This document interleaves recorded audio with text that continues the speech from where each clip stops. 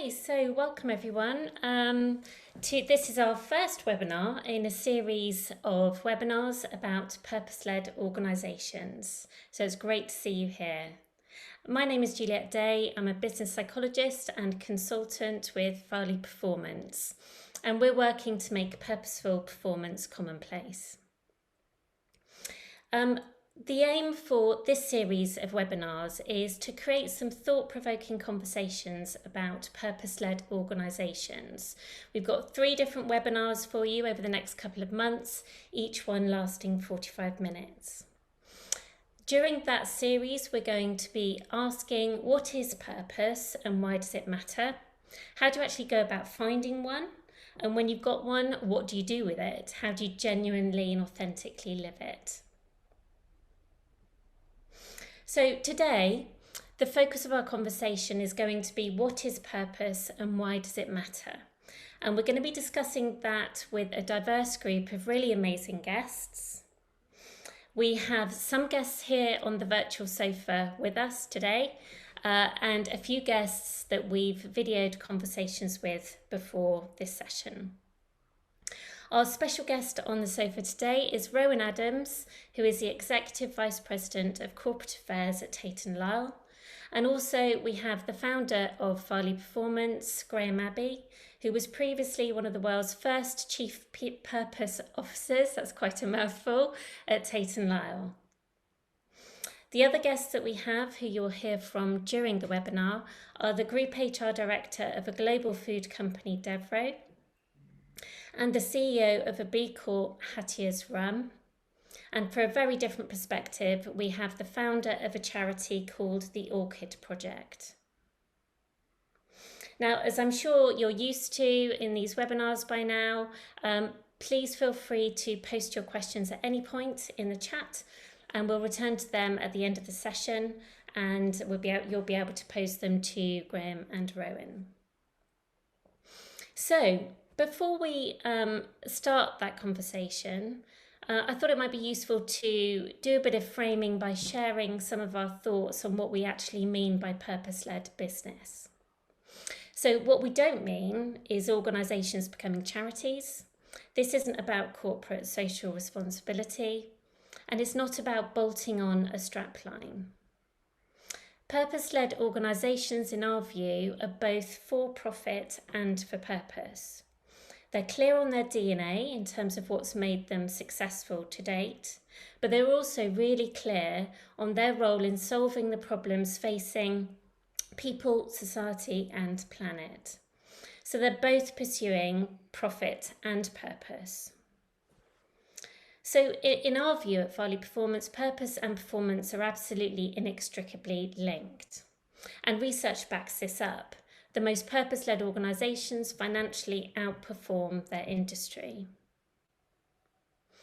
Now, it's hard to overstate what a significant paradigm shift this really is. For centuries in organisations, we viewed organisations as machines. We've refined and polished our tools for maximising efficiency, and this worked in more stable times. However, today, organisations face much greater complexity and uncertainty, and this machine metaphor is no longer fit for purpose. So striving for performance by pushing for more and more has brought financial results, undoubtedly, but at significant cost. So organisations are not machines, they are systems of people. And those people within those systems, and especially since the pandemic, are expecting and demanding more from organisations. Now, this may sound overly idealistic to some of you, and some of you may be questioning the authenticity of organisations jumping on the purpose bandwagon. So we wanted to bring you today some real stories from people who have actually founded or developed purpose-led organisations so that you can hear for yourself and learn from their direct experience. So I'd like to invite Rowan and Graham to join me by switching on your cameras. And it would be fantastic if you could briefly introduce yourselves. Rowan? Thank you. Well, Very good to be here. I'm delighted to talk about purpose. So my name is Rowan Adams. As Juliet said, I'm Head of Corporate Affairs at Tate & Lyle. I've done that role for many, many years. I've been at Tate & Lyle for 20 years. Just to be clear, Tate & Lyle is not the sugar business that you maybe think it is. We sold that business 11 years ago, and these days we're a food ingredients business. And I've been intimately involved in our sort of purpose journey for really about the last 7 or 8 years. Graham. Thanks, Rowan. As Juliet has said, I'm founder and chief executive of Farleigh Performance, and been working in this space of purpose really over the last decade. And Tate & Lyle was one of those early projects and one of those early relationships that really blossomed, and really excited to be able to be on the virtual couch with my good friend Rowan to share some of that today. Fantastic. Thank you, both of you. So moving to our first question then, and that is what's wrong with business as usual? And initially we're going to hear from two of the guests that we spoke to earlier. That is Anton Zawada, who is the Group HR Director at Devro, which is a B2B global food company who we worked with at Farleigh Performance to unearth their purpose back in 2020. We also have Philip Everett-Lyons, who is the founder and CEO at the UK's only B Corp rum organisation called Hattier's Rum. Sammy, could you play the video for us? It has done for many years. However, it is mostly focused on what the company does and how it can best do that. For some, BAU is good enough. However, if you look around and see that the world we exist in is a world of interdependencies, causes and effects that either create or detract overall from the world at large, then purpose-led growth can provide meaning well beyond just profits or delivering a product or service well.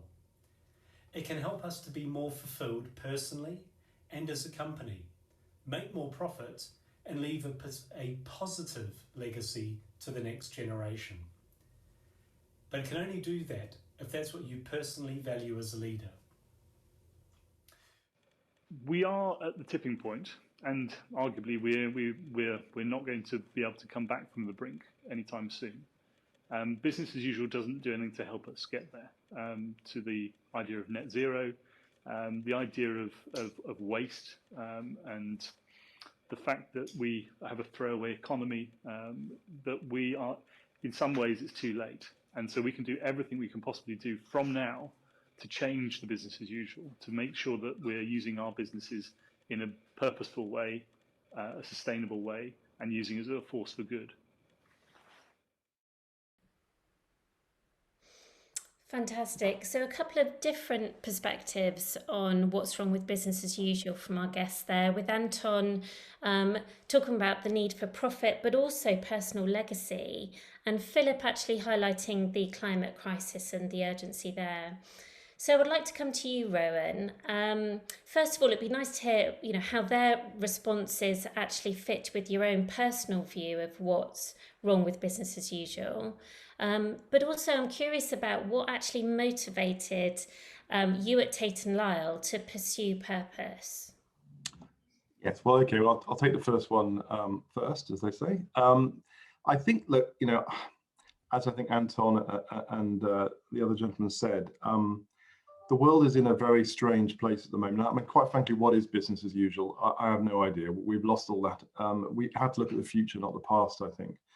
The world has got so many issues, whether it be COVID. It's not just COVID from a health perspective, obesity, diabetes. There are many huge health-related issues around the world. There's also obviously climate change, social inequality, racial inequality. And I think that in a time when, if I could maybe be slightly sort of challenging here, that most people have lost faith in political leaders around the world in how to solve some of these issues.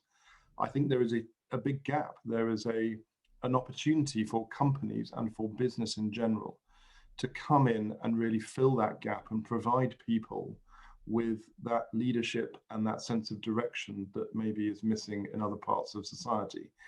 And, I think that purpose is a catalyst or a mechanism, is maybe the catalyst or the mechanism to make that happen. And I'm sure that we've seen through the pandemic those companies with a very strong sense of purpose have either prospered or survived in a way that those without haven't. So I suppose that's the first point at a very macro level. From a Tate & Lyle perspective, we started looking at purpose around 2015, 2016. And I think for us, we're a 160-year-old company, but we've completely changed our business mix over the years. And we sold our last sugar business in 2010. And I think after a lot of restructuring and a lot of changes in the company, we kind of lost our identity. We kind of weren't quite sure any longer what we were there for and why we went to work every day and why we do what we do.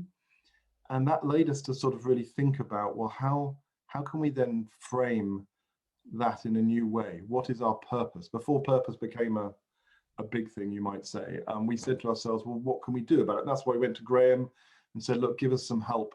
How can we actually put purpose back into our company so that every employee across the world, and we operate in 30 different countries across the world, whatever culture they are in, feel a common sense of purpose being a Tate & Lyle employee. And so that was what really led us to start that journey. Graham, anything you want to add on that? No, I mean, I think we started the work together with that, not identity crisis, but that identity question, and I think that's definitely one of the things that I think has often been lost in the modern day organization. You know, the question, why are we here? Why am I here? You know, beyond kind of surviving another day and making another dollar, has sort of got lost. You know, and I think that's why we've seen, you know, big efforts towards things like employee engagement, and you know, we've seen the rise of that. But it's big. I think what purpose brings to us is a way to really connect more deeply to the fundamentals of why we're doing what we're doing. Yeah, I mean, I think business as usual also is insufficient in other ways, and I think you were hinting at that in the first part of your response, Rowan. You know, in terms of the bigger societal challenges that I think we all have, every single one of us, a responsibility to play a part in, and having organizations with a sustainable economic engine, they can live and breathe and move and make things happen. You know, it's a very powerful force to really consider how to change the world. Yeah, no, I agree, Graham. And I think that we'll come on to it maybe in a minute. But one of the key things in any successful sort of purpose journey is really the start. And we started with a very simple question, which was, how can we be successful as a business and have a positive impact on the world at the same time? And that was really the question we asked ourselves. And then as we went through it, you know, we realized that that alignment between individual purpose and the company's purpose was absolutely critical. And if you don't have that link between what I as an individual want to achieve in my life, my ambition, personally, my values, the way I look at life, the integrity maybe I have, or whatever it might be, if that doesn't fit with what my company also wants and is doing, then I'm not going to go to work every day and give my best. I'm actually going to go to work for other reasons. And you're not going to see the sort of the traction that you want as a company. You're not going to deliver that profitable growth and have a positive impact. And I think that the journey that we went on, and this is really critical, is that you have to do this bottom up. I'm a great believer in that. We formulated what our purpose is. For the sake of terms, it's improving lives for generations. And Graham knows, we never announced it. We spent 2 years not announcing it, but just talking about it on internal chat, Yammer, and all that sort of stuff. And then we did an announcement. We sometimes use the language. We did some experiments on various projects where we talked about this as a way to improve lives. And we just kind of like very subtly embedded it in the business so that people got very used to the terminology and what we were doing. And they actually started to buy into it because we're a very old company. We have a lot of people who have been in the company for many years. Their father, their mother, maybe their grandfather and their grandmother worked in the company as well. And so they recognized that really what we were telling them about our purpose was something that actually had been around for 160 years. And all we'd done really was articulate in 2016 the words that everyone always recognized Tate & Lyle for anyway. So it was a kind of a natural feeling. But if your employees don't believe in your purpose, if they don't think it's relevant to your business, and they don't feel it's an authentic purpose, it is not going to have the impact that you want. Yeah, that's so fascinating, isn't it? That genuine need for authenticity, and the way you're both speaking to some of these long-held boundaries that we've put around organisations and society, individuals and the organisations they're in. Actually, we're starting to break through those barriers and form connections. So I'd love to go to our second question and hear your views on, to what extent purposeful growth in organisations is actually possible. Is it a fantasy or is it a reality? We asked that question first of all to one of our guests, Philip from Hattier's Rum. So purpose-led growth, by no means is it a fantasy, but the truth is reality is costly. The idea of having a purpose is beyond profit, is giving you two things to do. So if you're solely delivering to a shareholder and paying your taxes on time, that's one purpose. But if you're talking about a wider purpose, you now have another agenda, and that might be a B Corp standard, it might be to a fair trade standard, but it just gives you more to do, so there's more cost involved. So it's a harder thing to achieve, and your budgets you have to add in new lines to the budget which didn't exist before. But there are benefits as well, not beyond the actual purpose of the business. There are commercial benefits, but it's different to the status quo. So a very grounded answer there from Philip. It sounds very real and tangible and embedded within the organisation. So Rowan, what's been your experience? What impact has purpose had in Tate & Lyle so far? Look, I think, as I said, it's taken a number of years to really embed in the company, but it's become very much the heartbeat of the company. And I think we saw that really in the last year during COVID, because it was the one thing that everyone sort of centered around. To live our purpose, we need to do certain things. We need to look after our employees, keep them safe, keep them well, invest in communication with them when they were living at home or they had different remote working environments. We had to do lots of things, and it was all based around our purpose. We always said we were going to do that first. And so I think that for us, yes, I mean, it has made a big difference. Interesting what Philip was saying. It isn't easy. And it comes back to what I was kind of alluding to earlier, is purpose is a long-term project, stroke journey, whatever word you want to put on it. We live in a horribly short-termist world. I mean, we're a listed company, quarterly earnings, all those things. And you have to look at things over the longer term when you think about purpose, because you're going to get things wrong. I mean, we took 2 or 3 years to say embed purpose with doing these experiments that we talked about, which Graham helped us with. And I would say more of them failed than succeeded. Yeah, they weren't necessarily a success. It wasn't some easy up and down sort of, process where we just saw the graph go straight up. Actually, we had a lot of issues. We had people in our group who didn't believe in it. We had people in our group who were in parts of the company where their business they felt wasn't relevant to our purpose.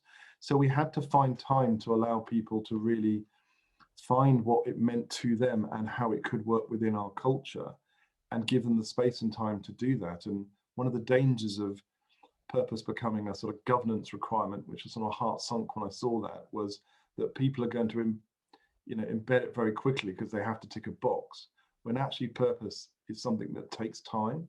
Like anything in life, you need to sort of live with it a while, see what works and see what doesn't. But I think that there is a cost to it, there's no doubt about that, but there's also a benefit. And I just give one very quick example, which is last year during the middle of the COVID pandemic, there was obviously also a huge challenge in the US over racial inequality, particularly with the George Floyd murder and all the things that happened. You saw this huge outcry. And, we put in place a lot of conversations or discussions within Tate & Lyle to talk about racial inequality and how some of our people felt that we maybe weren't doing what we should be doing. And I can tell you, having been in the company for 20 years, if we hadn't had a very strong sense of purpose, which allows people to feel safer, it allows them to be more open, it allows them to feel more transparent about their feelings. If we hadn't had that sense of purpose, we wouldn't have had anywhere near the open and honest conversations that we had about some of the challenges that we face about, you know, being better, quite frankly, at inclusion and diversity in our US business particularly. And so I think it has many other benefits, not just recruitment, retention of employees, all those sort of things, but also it helps you deal with issues in a completely different way when you don't have that purpose. Yeah, that's amazing. That's so interesting, that whole area of unforeseen consequences, if you like, of embarking on this journey of purpose and change within an organisation. So what's your view on this, Graham? Sort of perhaps taking a step back more broadly, how do organisations kind of loosen their grip on a shareholder-focused system and shift to a different system that's more purpose-led? So you saved the easy questions for me. I'm still remembering some of our experience at Tate & Lyle, and I think we've talked a little bit about the way the benefit comes from really unlocking the kind of latent energy that's in the organization itself. And I think we went into the work believing that that's what would happen. But I think we completely misunderstood how it would happen. You know, and I think we were still holding what I believe is kind of one of the mindsets that needs to shift, which we were still holding this idea that, you know, we would create a purpose and everybody would sort of row in behind it. No pun intended there, Rowan. Sort of would sort of, you know, work their way in, and everybody would get aligned. You know, we've got lots of things in our mindsets around, you know, aligning and connecting and so on. Actually, that wasn't the mechanism at all. And Rowan was really talking to it there with recent events last year, which is, I think what we discovered there and have seen elsewhere is that when you as an organization stand behind something higher and bigger than yourself, you commit to a purpose. It gives every individual in the organization the permission. It makes it acceptable for them to do the same in their worlds. You know, and I think what we saw was people really come together, but come together through their difference rather than through their similarity, so that they were, you know, really able to really focus their connection that they might have to their local community, or the passion that they had for, you know, in Tate & Lyle's case, you know, taking calories out of people's diets, or, you know, the way in which they interact with their customer. So it showed up in many different ways and really unlocked that energy. So I think that's one of the ways it does it. I think what we're also seeing is once it gets inside you, and again, I'd come back to Rowan on this in a minute, but once it gets inside you, it starts to make you think very differently about all sorts of different questions. I mean, I think one of the things I've seen at Tate & Lyle, for example, is, you know, a much more serious approach to its sustainability agenda over this period, and that, you know, that wasn't, you know, in our original mindset, but once you get into improving lives for generations, you start to see everything with a different lens. I mean, I think there's been some really interesting decisions being taken around corporate structure recently at Tate & Lyle and strategy. So again, as you start to really inhabit your purpose, it leads you to see the world in a different way and to make all forms of different choices. So it sort of seeps into your bones almost. I don't know whether I'm being too lyrical there, Rowan. But and look, I mean, I think, look, you just ask yourself the question, because you don't take a strategic decision. You don't take a decision on a capital expenditure we have a big capital plan, unless you ask yourself, is this in line with our purpose? We do that all the time. You know, we wouldn't buy a business or wouldn't invest in a project if we didn't think it was in line with our purpose. So you have to ask yourself all the time, if you are a truly purposeful company, what are the certain areas which you would need to focus on? And there was a question in the chat, which I just saw fly out here, what would I do differently? I was quite narrow in the early days on what I felt our purpose should address, very focused on the company and what we were doing as a company around, you know, taking calories out of food, addressing big health challenges, those sort of things. And actually what I should have done is be a bit broader, although within the company's obviously operating remit, a bit broader in the areas which I felt we should sort of attack as part of our purpose. And sustainability was one of those areas. And I didn't realize probably till a year or two in that actually this one part of our business which maybe felt a little bit excluded from our purpose, sustainability was the one area where they could actually feel a part of it. And we brought them in by actually including sustainability. We have 3 pillars of our purpose for the sake of a framework: one about supporting healthy living, one about building thriving communities, which includes inclusion and diversity, and then we have one around caring for our planet.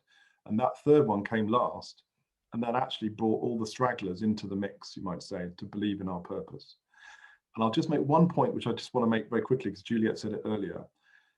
We talked to a lot of shareholders as well, obviously.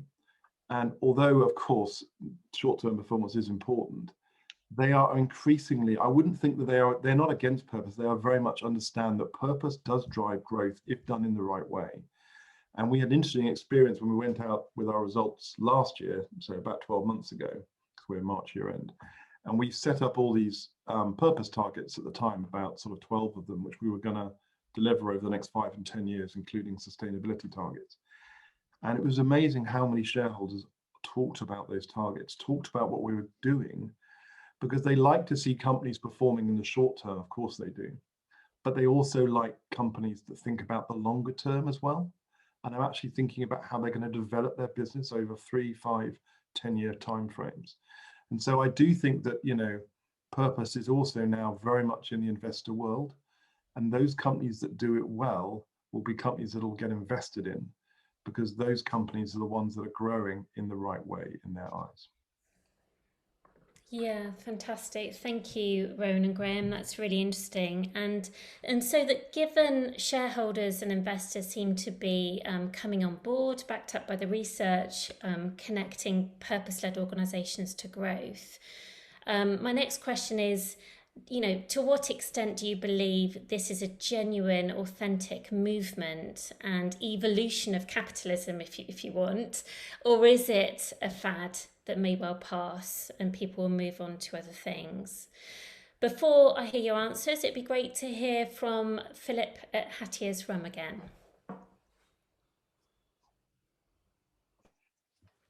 I think purpose-led business, the idea of a movement, it sounds as if you've got to sign up for it.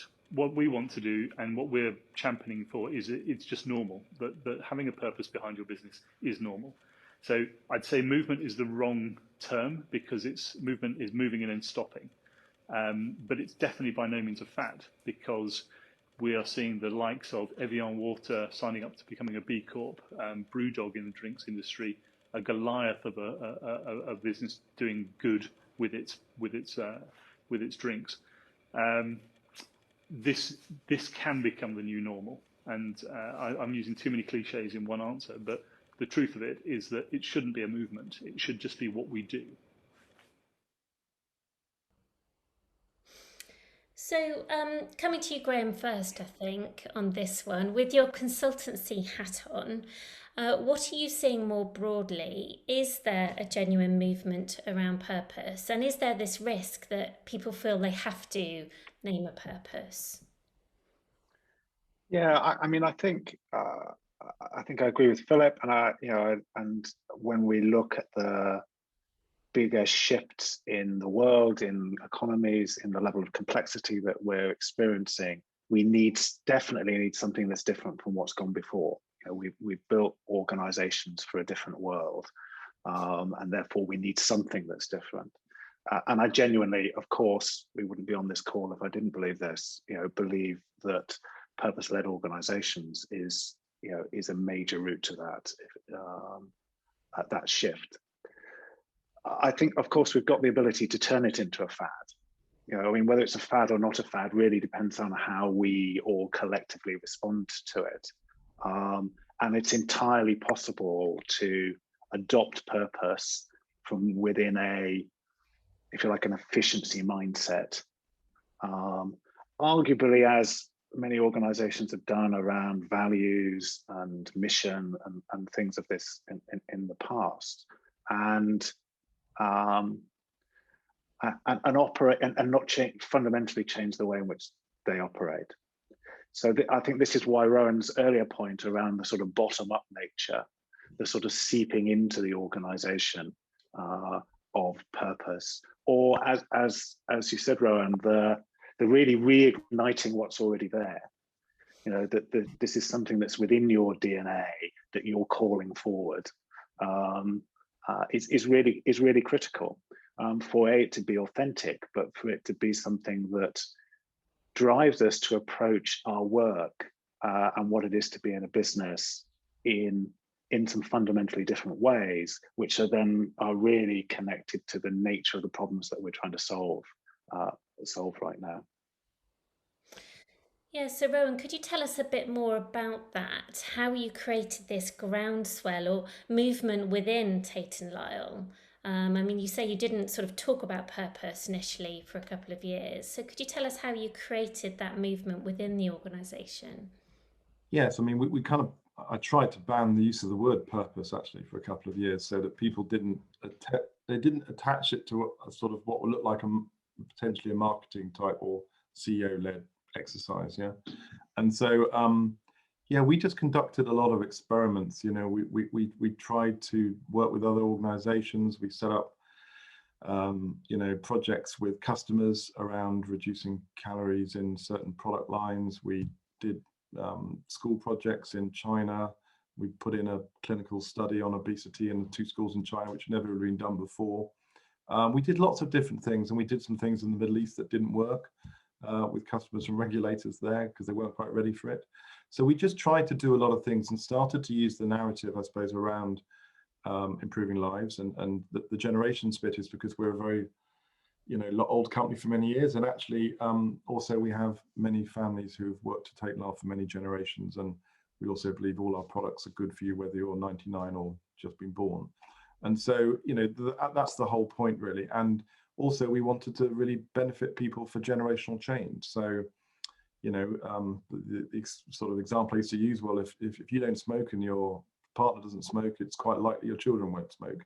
And so if you can get people to have healthier habits or live in a better way now, it's quite likely that habit will fall down to your family and then to their families and so on. So you will have a long-term generational change. And I think a lot of our people, as I said earlier, kind of bought into it. They said to themselves, that's the kind of people we are. You have to know your company quite well, and you have to listen to your company. So Graham will know this. We actually went out in those 2 years and spent a lot of time just talking to our people about what matters to them and what their values are, and just literally going in and saying, what do you think? And so people felt they had actually, a say in the final purpose that we came up with. Yeah. It wasn't done through surveys; it was done face to face when we were allowed to travel and do that kind of thing. And so there is that sort of interaction that you need, and that's why it takes time. And you have to give yourself some time. I think the danger with purpose, as I said before, is people are now under an obligation to have a purpose.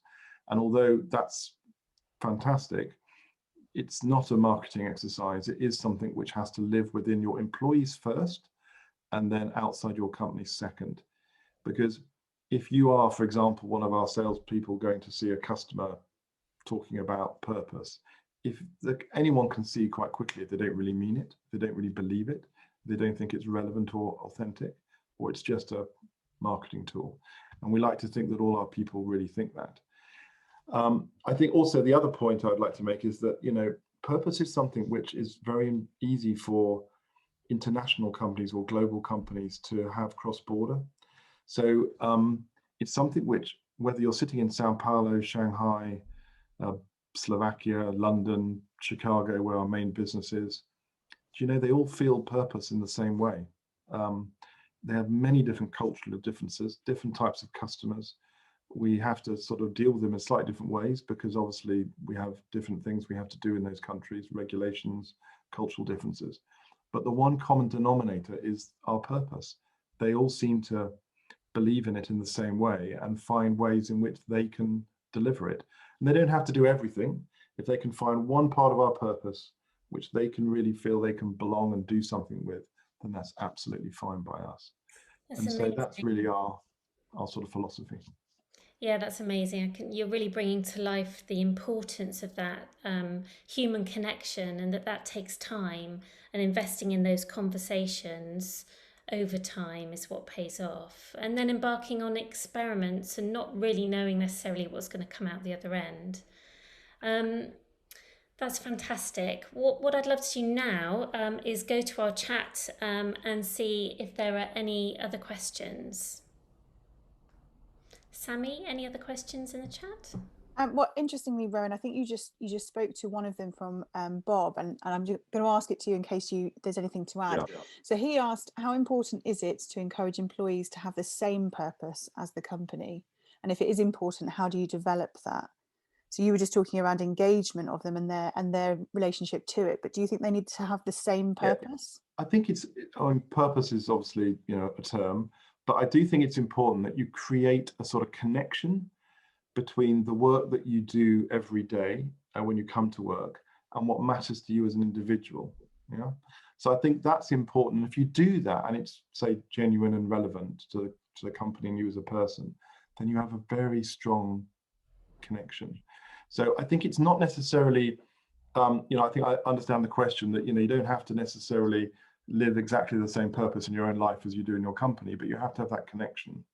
Because you go to the company to obviously do something else you do at home, but your values and your integrity and what you're trying to achieve and the way you want to live your life, if it's very similar at work in a values-based situation, then I think you have an opportunity to really make it work. And we've found that in the majority of cases, and it's not everywhere, but in the majority of cases, we've found that connection and that people really feel that they can live it. And anyone who would join any of our staff meetings or global conferences or whatever it might be, I would hope that people would always see that. We talk about purpose all the time.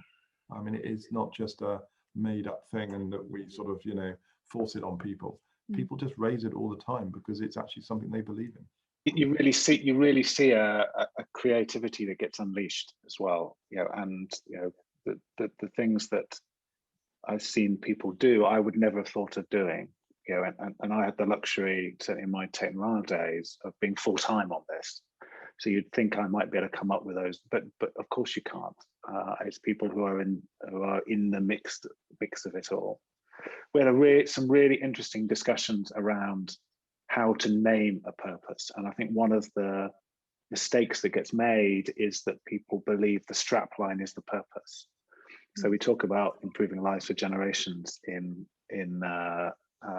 Tate & Lyle's case. For me, it's just, you need some form of holding statement, but that's not what the purpose is. And of course, in that case, it's a very broad purpose, and that's allowed a very broad form of connections for people to find their own place within that. And it's allowed, I think, the real meaning of what that is to continues to grow. I think you grow into your purpose, and you deepen your understanding about what it really means to you and what your place is in the world as a consequence of that. And maybe I'll just add one point to that. Yeah, I totally banned any design agencies or brand people getting anywhere near our purpose. Okay, they're not allowed to do that. And I get upset when people use it as a strapline. It does happen every now and then. Because just to be absolutely clear, for me personally, and everyone's different, purpose is something which is part of your company's DNA. It is something that will live with you forever. I've worked for 4 chief executives at Tate & Lyle. They come and go, unfortunately. And let's face it, assets come and go in your company as well. You have different visions, because a vision is a 5, maybe 10-year identity of what your company wants to be in that decade or whatever. Strategies change. We used to be the biggest refiner of sugar in the world, and now we don't own a single sugar asset and take sugar out of food. So strategies change, but we were still living our purpose 20 years ago when we were the largest sugar refiner in the world, the same purpose that we live today. And that's because it sits above it. It's like an umbrella, and it should be there for another 160 years. Your purpose should not really change. Strategies change, visions change, people change, but your purpose should be your DNA. Your DNA doesn't change. And I feel that's very important. That's why taking time to really think about it. What is it? How does it work with your people? Talking to your people, getting it right and embedding it in the right way. You will see that benefits for many, many years to come. So I think that's really important. It isn't a strategy. It isn't a marketing tool. It isn't a vision. It's your purpose, and that is permanent.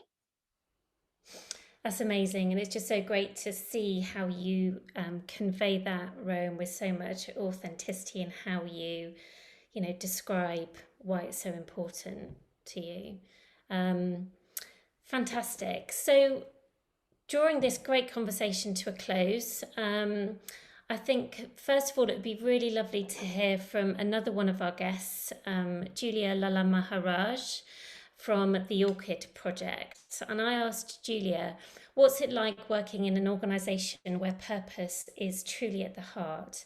And Julia's background was previously a very senior role within a FTSE Top 20 organisation, and she then left that career to start this charity.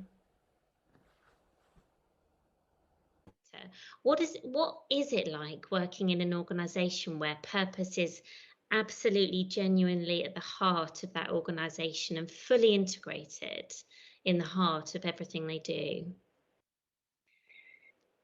It's just a gift. It's such a gift because it's almost you're sponsoring thought, your true north to everything, whether it's your strategy, your culture, your delivery, your people, is all constellated around this very clear vision that is of service.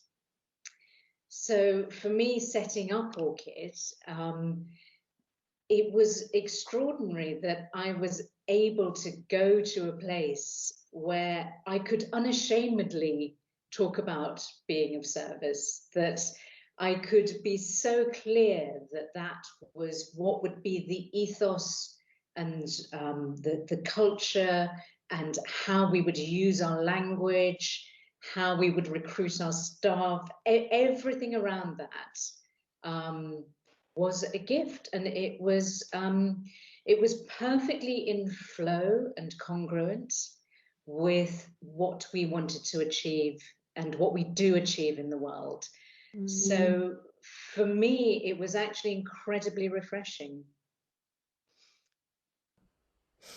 Well, a beautiful description there from Julia Lala Maharaj, which complements your description, Rowan, of what it's like actually working in a purposeful organisation.